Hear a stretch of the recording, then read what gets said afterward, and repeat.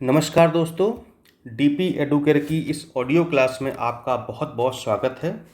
दोस्तों, आज हम लोग जानेंगे कि एक्सप्रेस वे क्या होता है, हाईवे क्या होता है, एक्सप्रेस वे और हाईवे में क्या अंतर होता है, क्यों इसको हम एक्सप्रेस वे कहते हैं और क्यों उसको हम हाईवे कहते हैं, दोनों को अलग अलग नाम क्यों दिए गए हैं, साथ ही साथ उत्तर प्रदेश में कितने एक्सप्रेस वे संचालित हैं और कितने एक्सप्रेस वे और बन रहे हैं, सबके बारे में जानने का प्रयास करेंगे।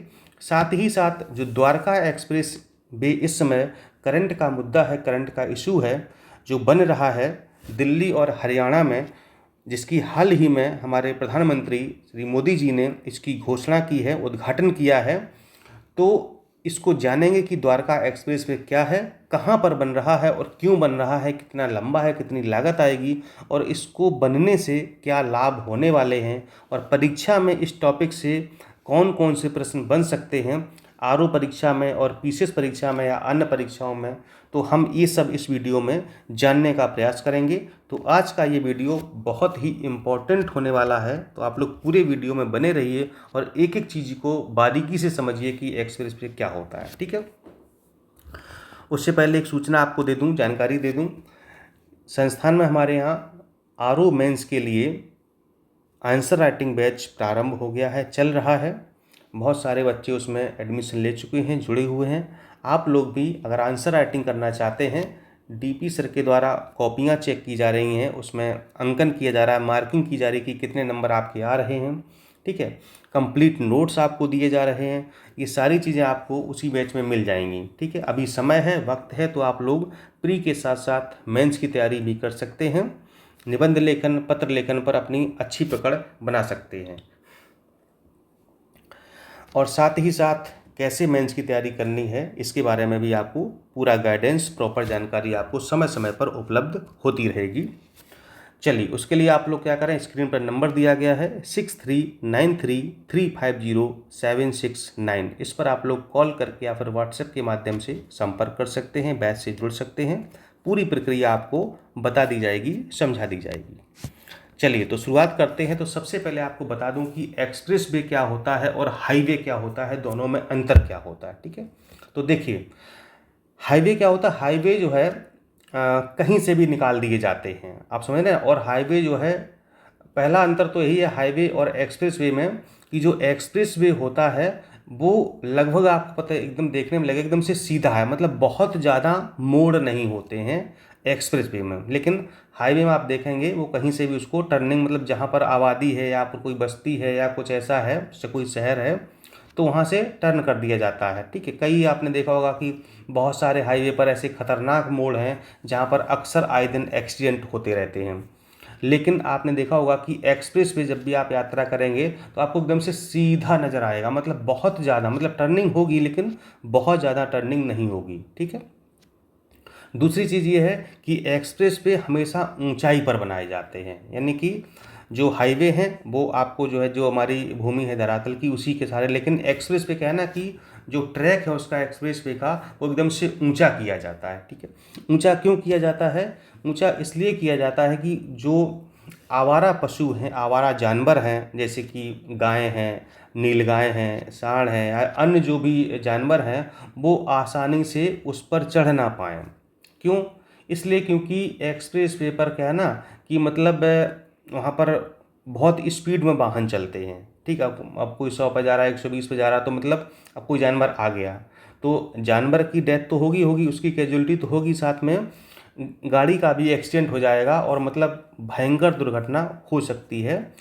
अच्छा, हालांकि ऊंचे पर भी पशु चढ़ जाते हैं, लेकिन हाईवे की तुलना में एक्सप्रेस वे पर कम चढ़ पाते हैं। ठीक है, तो ये भी समस्या आ रही थी कि एक्सप्रेस वे पर पशु चढ़ जाते हैं, आवारा जानवर चढ़ जाते हैं और एक्सीडेंट हो जाते हैं।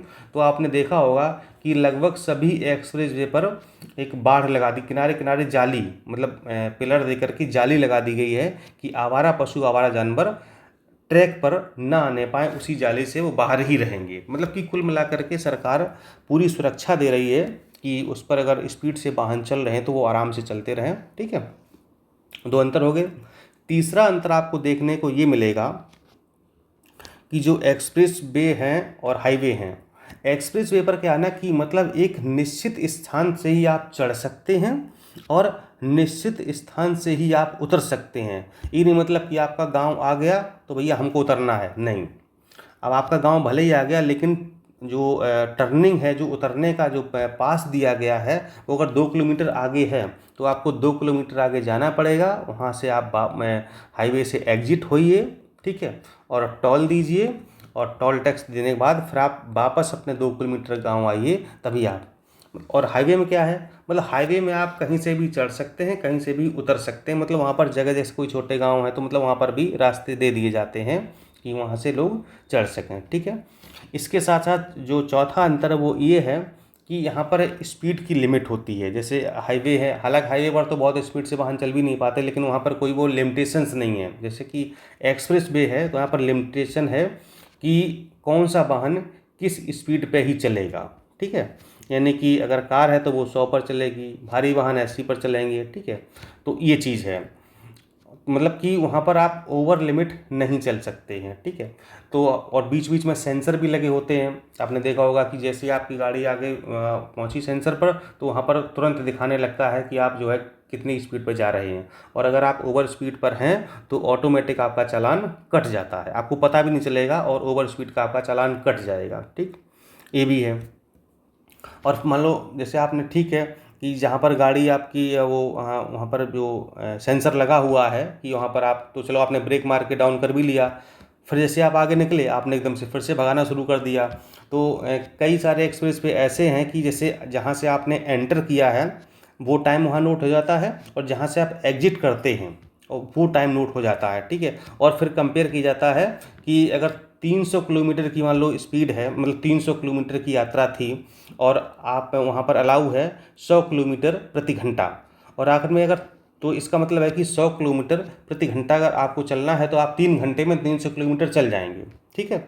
और मान लो अगर वही यात्रा आपने 3 घंटे से कम में अगर पूरी की है, मान लो 2.75 घंटे में की है, तो इसका मतलब कहीं ना कहीं आपने ओवर स्पीडिंग की है, ठीक है। तो जैसे ही आप बाहर निकलेंगे तो वहाँ पर भी आपका चालान कट जाएगा, यानी कि आपको 3 घंटे उस एक्सप्रेस वे पर बिताने ही पड़ेंगे। तो इसलिए ओवर स्पीड पे आप लोग ना चलें, और वैसे भी नहीं चलना चाहिए, ठीक है। सुरक्षित रहें, सफल यात्रा करें, मेरी ऐसी शुभकामनाएं हैं, मंगल कामनाएं हैं, ठीक है।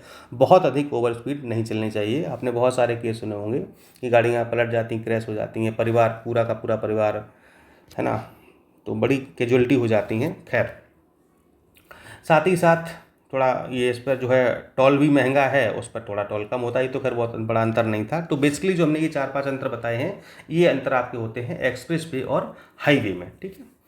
चलिए अब शुरुआत करते हैं हम लोग द्वारका एक्सप्रेस वे की। तो 11 मार्च को हमारे मोदी जी ने, प्रधानमंत्री जी ने गुरुग्राम यानी कि हरियाणा में द्वारका एक्सप्रेस वे कि हरियाणा वाले हिस्से का उद्घाटन किया है, ठीक है। यानी कि हरियाणा वाला हिस्सा बन के तैयार हो गया है, तो उसका उद्घाटन यानी कि अभी पूरा ये नहीं बना है, ठीक है, 2 हिस्सों में बटा हुआ है। तो कौन कौन से 2 हिस्से हैं ये आपको हम बताएंगे। तो जो हरियाणा वाला हिस्सा है, जितना हिस्सा हरियाणा में आ रहा है, उसका मोदी जी ने उद्घाटन किया है। राष्ट्रीय राजधानी क्षेत्र में लगभग 9,000 करोड़ रुपए की लागत से भारतमाला परियोजना के तहत 29 किलोमीटर लंबे इस एक्सप्रेस वे का निर्माण हो रहा है, ठीक है। एक परियोजना है भारतमाला परियोजना, ये एक्सप्रेस वे को बनाने से लेकर के है। और इस जो एक्सप्रेस वे है, इसकी लंबाई है वो आपकी 29 किलोमीटर है। और जो इस एक्सप्रेस वे का नाम होगा वो होगा NH 248 BB, ये इसका नाम होगा। यहाँ पर देखिए लिखा हुआ है ये वाला, ठीक है। 29 किलोमीटर आपका लंबा है, 9,000 करोड़ रुपए की लागत आएगी, भारतमाला परियोजना के तहत इसको बनाया जा रहा है, ठीक। चलिए आगे बढ़ते हैं हम लोग। द्वारका एक्सप्रेस वे इंजीनियरिंग का अद्भुत नमूना होने के साथ ही देश का पहला 8 lane elevated urban express way है। कैसा है? Elevated urban. एलिवेटेड का मतलब होता है जो ऊपर ऊपर ही बना, यानी कि पिलर पर इसको बनाया जाएगा, ठीक। एलिवेटेड है, ऊपर उठा हुआ है, नीचे और कुछ रोड वगैरह होंगे, फ्लाईओवर होंगे, और उसके ऊपर, यानी सबसे ऊपर ये बनाया गया है। और इसका जो 23 किलोमीटर हिस्सा है ये एलिवेटेड यानी कि ऊपर उठा हुआ है, मतलब ऊपर बनाया गया है। और टोटल आपका लंबाई 29 किलोमीटर है, तो मात्र 6 किलोमीटर का जो इसका हिस्सा है वही नीचे बना हुआ है, बाकी पूरा एलिवेटेड है। और 8 लेन है, यानी कि 4 लाइनें जाने की हैं, 4 लाइनें आने की हैं, ठीक है। इसके शुरू होने से दिल्ली से गुरुग्राम की दूरी 25 मिनट में पूरी हो जाएगी, यानी कि दिल्ली से गुरुग्राम को जोड़ेगा। और जो अभी यात्रा में अधिक समय लगता है वो बहुत कम होकर के मात्र 25 मिनट में आप दिल्ली से गुरुग्राम यानी कि गुड़गांव पहुंच सकते हैं। चलिए, मार्ग एवं लंबाई, यानी कैसा इसका मार्ग कितना लंबा है। तो ये एक्सप्रेस वे राष्ट्रीय राजमार्ग 48 पर IGI यानी कि इंटरनेशनल इंदिरा गांधी अंतर्राष्ट्रीय हवाई अड्डा, ठीक है। तो ये हवाई अड्डे के पास शिव मूर्ति की जगह है, ठीक। IGI हवाई अड्डे के पास एक जगह शिव मूर्ति, यहाँ से ये प्रारंभ होगा और खिड़की दौला टोल प्लाजा, ठीक है, यहाँ पर जाकर के समाप्त होगा। यानी कि शिव मूर्ति को खिड़की दौला टोल प्लाजा से जोड़ेगा। तो 2 स्थान आपको याद रखने हैं, शिव मूर्ति और खिड़की दौला टोल प्लाजा, ठीक है। ये परीक्षा में यहाँ से प्रश्न बन सकता है। इसकी लंबाई 29 किलोमीटर है और चौड़ाई कितनी होगी, 34 किलोमीटर होगी। द्वारका एक्सप्रेस वे हरियाणा में इसका हिस्सा पड़ेगा आपका 18.9 किलोमीटर, ठीक है। ये भी आपको याद रखना है कि हरियाणा में कितना है, 18.9 किलोमीटर, और दिल्ली में इसका हिस्सा बैठेगा 10.1 किलोमीटर। यानी कि 2 राज्यों में ये फैला हुआ है, हरियाणा में और राष्ट्रीय राजधानी क्षेत्र दिल्ली में, ठीक है। और इस एक्सप्रेस वे के दोनों ओर 3 लेन की सर्विस लेन भी बनेगी। जो सर्विस लेन होती है, जो साइड बनती हैं, तो इधर से इधर की 3 लेन की और उधर की, यानी कि आप पूरा 8 लेन का एक्सप्रेस तो मेन है ही है, दोनों साइड 3 लेन की सर्विस लेन भी बनेंगी। 8 लेन द्वारका एक्सप्रेस वे का 19 किलोमीटर लंबा हरियाणा खंड 4100 करोड़ रुपए की लागत से बनाया गया, ठीक है। तो ये इसमें लागत जो आएगी वो 4100 करोड़ आएगी, किसमें, हरियाणा वाले हिस्से में। चलिए, इससे लाभ क्या होगा ये भी देख लेते हैं। यह एक्सप्रेस वे दिल्ली में इंदिरा गांधी अंतर्राष्ट्रीय हवाई अड्डे और गुरुग्राम बाईपास से सीधी कनेक्टिविटी प्रदान करेगा। यानी कि जो गुरुग्राम बाईपास, वहाँ पर अगर किसी को अंतर्राष्ट्रीय हवाई अड्डा जाना है तो मतलब बहुत ही आराम से 20 से 25 मिनट में एकदम से आराम से पहुँच सकता है, बहुत अच्छी कनेक्टिविटी हो जाएगी। इस एक्सप्रेस वे से नेशनल हाईवे 48 पर दिल्ली और गुरुग्राम के बीच यातायात को सुचारू करने और भीड़ भाड़ को कम करने में मदद मिलेगी। जाहिर सी बात है, जब भी कोई एक्सप्रेस वे बनता है या कोई बाईपास बनता है तो मतलब भीड़ भाड़ जो है मेन रोड पर कम हो जाती है। एक्सप्रेस वे गुड़गांव और दिल्ली के बीच यात्रियों के लिए एक सुव्यवस्थित आवागमन विकल्प प्रदान करता है। कुछ और तथ्य हैं जो बहुत इंपॉर्टेंट है परीक्षा की दृष्टि से। द्वारका एक्सप्रेस वे पर 3.6 किलोमीटर लंबी और देश की सबसे चौड़ी 8 लेन की सुरंग भी बनेगी। ध्यान रहे, कितनी लंबी, 3.6 किलोमीटर लंबी और 8 लेन की सुरंग, यानी जो सबसे देश की सबसे चौड़ी सुरंग होगी ये। दिल्ली एयरपोर्ट को एक टनल के जरिए कनेक्ट किया जा रहा है, यानी कि नीचे से सुरंग जाएगी और मतलब नीचे नीचे जो है आप सीधे एयरपोर्ट पर पहुंच जाएंगे, मतलब ऊपर आपको आने का आवश्यकता नहीं। जब निकलेंगे सुरंग से बाहर तो आप कहाँ पर होंगे, हवाई अड्डे पर होंगे। द्वारका एक्सप्रेस वे पर देश की पहली अर्बन टनल, यानी कि अर्बन मतलब जो अर्बन एरिया में बनी हो, अंडरपास, फ्लाईओवर और फ्लाईओवर के फ्लाईओवर भी होगा। सोचिए, मतलब ये जो है ऐसा पहली बार होगा कि इसमें अर्बन टनल भी है, अंडरपास भी है, फ्लाईओवर भी हैं, और जो फ्लाईओवर पहले से बने हैं उनके ऊपर भी फ्लाईओवर बनेंगे। देश में पहली बार द्वारका एक्सप्रेस वे पर 12,000 पेड़ों को भी लगाया जाएगा, यानी कि बड़ा ग्रीन एक्सप्रेस वे हो जाएगा ये। तो कुल कितनी लागत आएगी, 9,000 करोड़ रुपए, ठीक है। फोटो आपको दिखा देते हैं, ये देखिए इस तरह का बनेगा ये, इस तरह का देखिए, ये देखिए, है ना। ये जो आप देख रहे हैं ये 4 लाइनें ये हैं, 4 लाइनें 8 लेन का हो गया, ठीक है। और ये देखिए 3 लेन की सर्विस लेन है, ठीक है। 3 लेन की सर्विस लेन, 3 लेन की सर्विस लेन, ठीक है। और ये 4 लेन और ये 4 लेन, यानी कि कितनी, 8 लेन हो गई। तो इस तरह से होगा। ये देखिए मोदी जी यहाँ पर इसका इनागुरेशन कर रहे हैं, कुछ देखिए इस तरह का बनेगा। ये देखिए, है ना, पूरा एलिवेटेड है, ऊपर ही ऊपर एकदम से बनाया गया है। 8 लेन यहाँ पर साफ साफ दिख रहे हैं, 1 2 3 4, 1 2 3 4, ठीक, 8 लाइन का हो गया। चलिए आगे बढ़ते हैं। हाँ, ये तो हो गया आपका द्वारका एक्सप्रेस वे के बारे में। अब हम लोग थोड़ा सा जान लेते हैं उत्तर प्रदेश में एक्सप्रेस वे की स्थिति क्या है, क्योंकि यहाँ से भी, चूँकि यूपी का एग्जाम है तो यूपी से रिलेटेड भी प्रश्न पूछे जा सकते हैं। तो देश की अर्थव्यवस्था को मजबूती देने में जो बड़ा भागीदार है वो उत्तर प्रदेश का पहला राज्य है, और यहाँ पर जो एक्सप्रेस वे हैं वो 13, यानी कि सबसे ज़्यादा, ये देश का पहला राज्य है जहाँ पर सबसे ज़्यादा एक्सप्रेस वे हैं, और वो है आपका उत्तर प्रदेश। यहाँ पर जो 6 एक्सप्रेस वे हैं वो तो परिचालन में, जिन पर कि आवागमन यातायात शुरू हो गया है, और 7 एक्सप्रेस वे ऐसे हैं जिनका निर्माण कार्य अभी हो रहा है, बहुत ही प्रगति पर है, उनका निर्माण हो रहा है। उत्तर प्रदेश 13 एक्सप्रेस वे वाला देश का पहला राज्य बन गया है। इनमें से 3200 किलोमीटर में फैले 13 एक्सप्रेस में से 6 चालू हैं, जबकि 7 पर काम चल रहा है। तो 6 संचालित कौन कौन से एक्सप्रेस वे हैं वो जान लेते हैं हम लोग। इसमें पहला आपका यमुना एक्सप्रेस वे है 165 किलोमीटर लंबा। Noida greater Noida express way 25 kilometre. Agra Lucknow express way 302 kilometre. Delhi Meerut express way 96 kilometre. Purvanchal express way 341 kilometre.